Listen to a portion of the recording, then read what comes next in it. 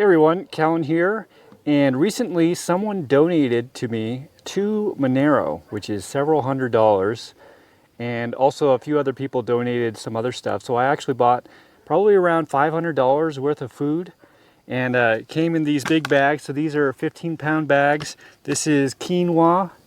This is red lentils or split lentils. You want those because they cook quick.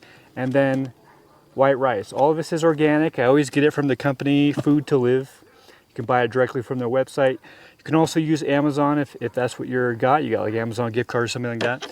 And then I've got about, how many I got?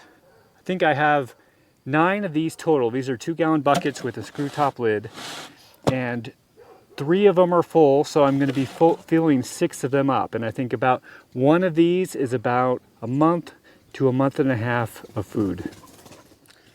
Okay, so this is a really good combo. It's really satisfying, and it also has, all of it's got the starches and the, full protein profile.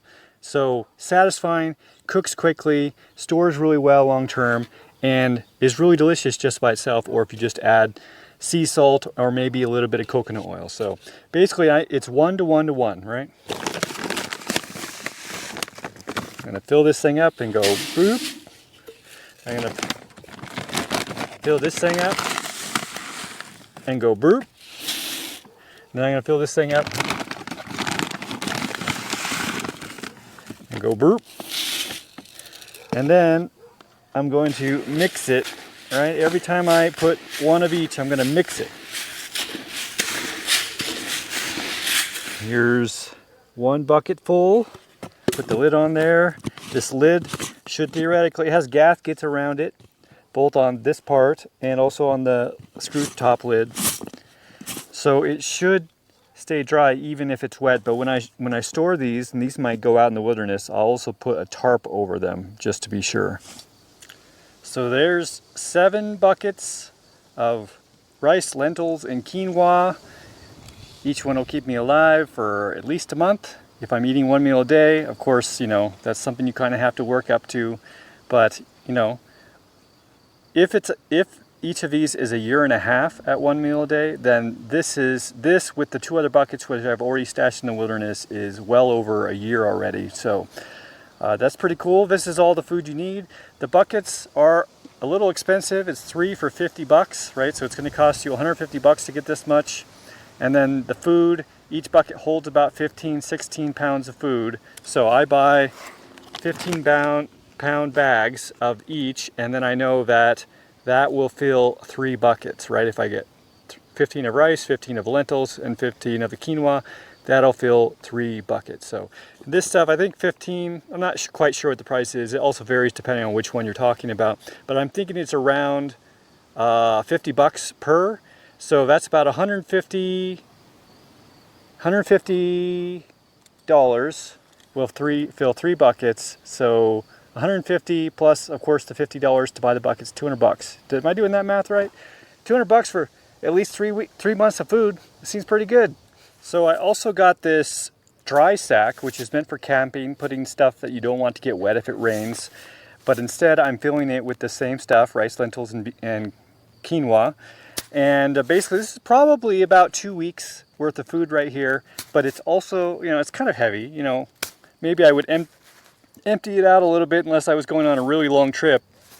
But I think I'm going to try using it as a pillow. It might be a little too hard, but I think it could work. So, anyways, a lot of people think that I'm crazy to think that there's going to be food shortages in North America because that's where we make food. But I don't think these people are paying attention to all the different sabotaging efforts which are going on. And, that's not even mentioning the issues with the diesel and all the other, and the fertilizer and all that type of stuff. So I think that in the very least, people are going to have a hard time paying the price of food. And then, because it is possible that maybe in North America we don't run out, but I think that the prices are still going to go way up. And so some people are going to have access. And then we're going to get to go down that whole fun rabbit hole of price fixing, which makes it so that suppliers don't want to, farmers don't want to plant suppliers don't want to, supply because it costs more to do that than they get from doing it. So of course, price fixing is just one step towards total communist destruction. So, but I would say a lot of people in North America are going to starve this year. So, and probably into next year and perhaps even the year after. So it's not too hard to get food.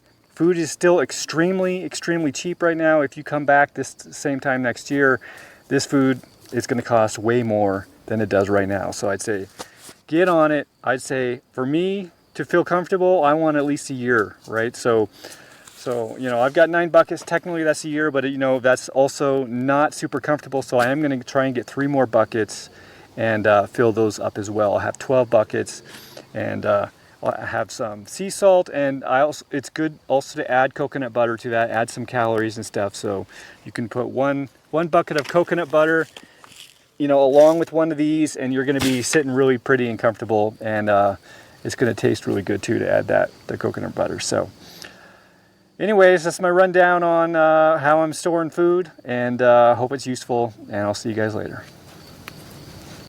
Thanks for watching. If you like this video, please consider sharing it. If you'd like to help me out in a more substantial way, you can learn how to do so at cahlen.org/gift. And if you'd like to have a one-on-one conversation with me, whether publicly or privately, you can learn how to do so at cahlen.org/one-on-one. Thanks again for watching.